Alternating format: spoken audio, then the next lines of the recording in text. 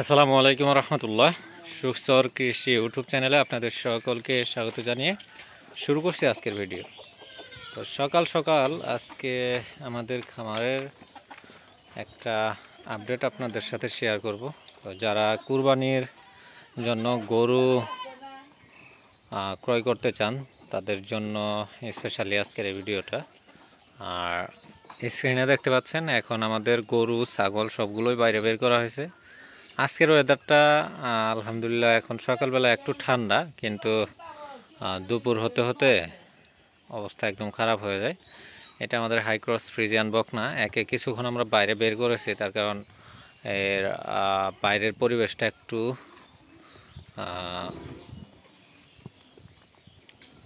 প্রয়োজন।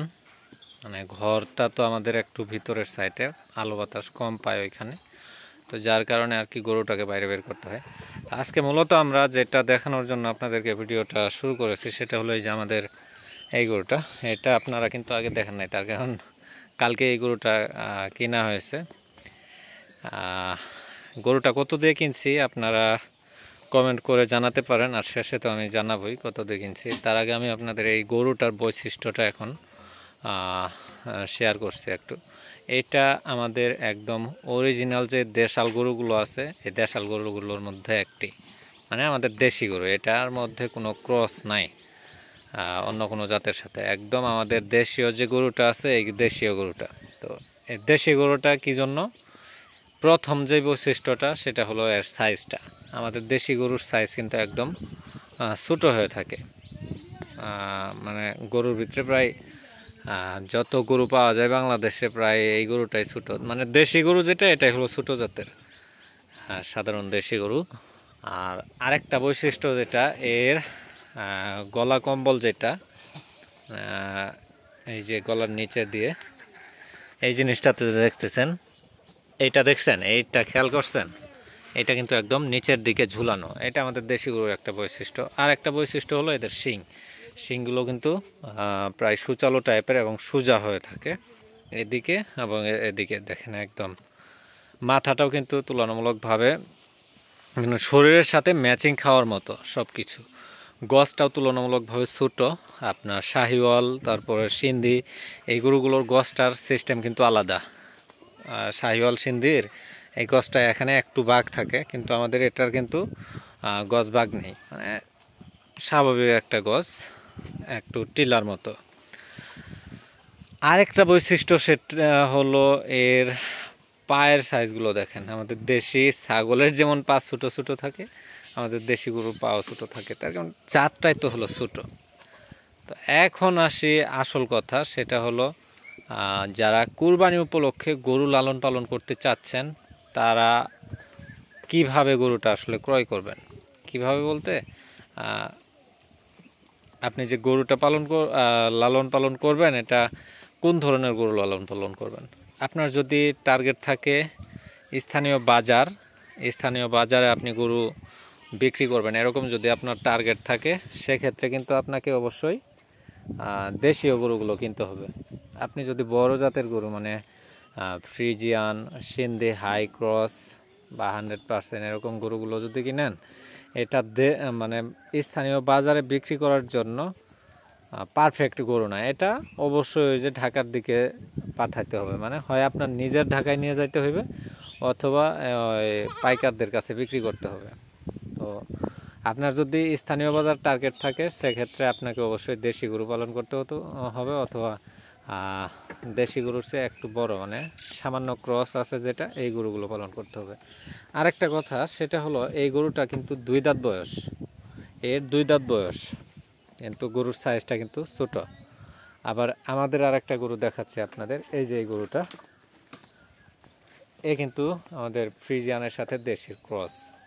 এর শেপটা দেখেন আর এর শেপটা দেখেন, সাইজ প্রায় কিন্তু সমান, কিন্তু এর বয়স মাত্র 8 মাস, আর এর আপনার 25-26 মাস হয়ে গেছে। তো এর যখন ইনশাল্লাহ 25-26 মাস বয়স হবে, তখন কিন্তু এই যে এর মতো হয়ে যাবে, এর চেয়েও আর কি সুটাম দেখা যাবে। কিন্তু এ তো হলো আমাদের দেশি গরু। এখন এর মতো যেই গরুগুলো হবে, মানে বড় বড় যেই গরুগুলো হবে, এটা তো আমাদের স্থানীয় বাজারে বিক্রি করা একটু কষ্ট হয়ে যাবে। বিক্রি করা যাবে কিন্তু সেটা পাইকাররা নিবে, পাইকাররা নিয়ে সেটা আবার ওই বিভিন্ন জায়গায় চলে যাবে।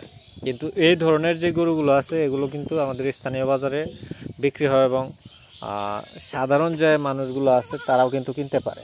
সাধারণ বলতে একদম সাধারণ মানুষ কিনে আর কি করবে, মানে কুয়াশায় যারা আছে তারা কিন্তু এই ধরনের গরুগুলো আর কি কিনে বেশি, আমাদের দেশীয় যে গরুগুলো।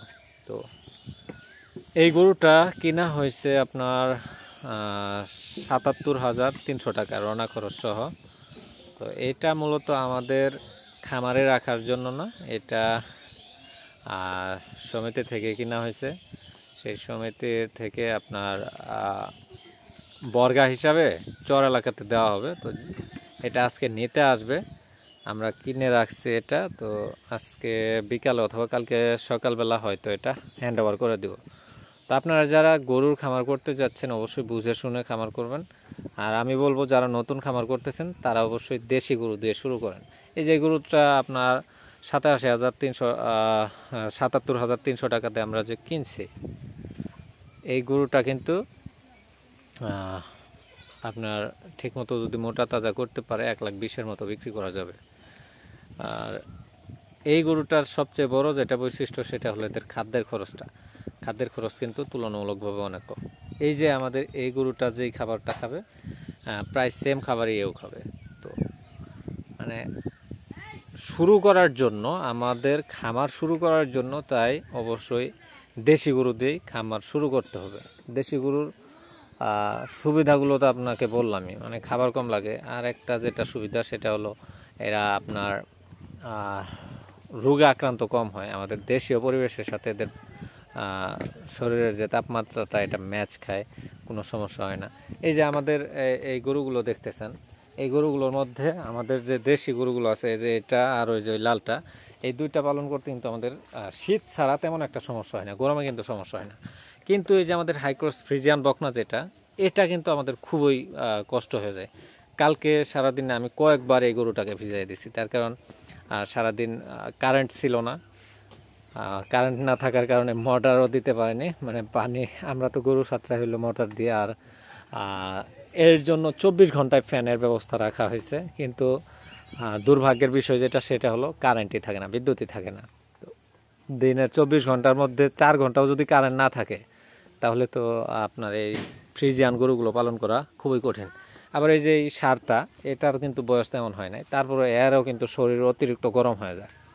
মানে আপনি যখনই বিদেশি, মানে হলিস্টিন ফ্রিজিয়ান বলেন, জার্সি বলেন, তারপর আরও যত জাত আছে, আমাদের দেশীয় জাত ছাড়া যত জাত আছে, এই জাতের মধ্যে যখনই যাবেন তখনই আপনার প্যারা বেশি হয়ে যাবে, মানে কষ্টটা একটু বেশি হয়ে যাবে, খরচ বেশি হয়ে যাবে, তার সাথে ঝুঁকিটাও বেশি হয়ে যাবে।